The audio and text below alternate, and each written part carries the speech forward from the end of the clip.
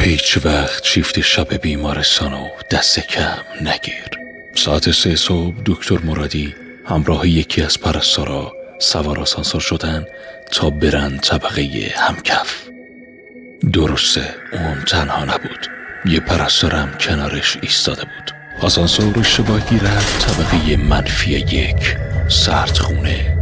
در باز شد.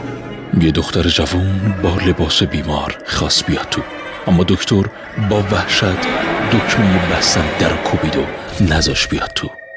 پرستار با تعجب گفت دکتر، اون دختر کمک میخواست، چرا راهش ندادین؟ دکتر که خیس عرق بود گفت مچ دستشو ندیدی؟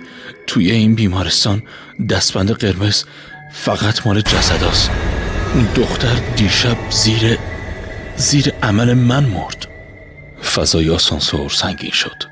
پرستار آروم دستش آورد بالا، لبخند زد و گفت منظورت یه دستبند قرمز مثل اینه؟ این فقط سرنخ بود. جزئیات کامل و دقیق تر هر پرونده در کانال یوتیوب دارک نید.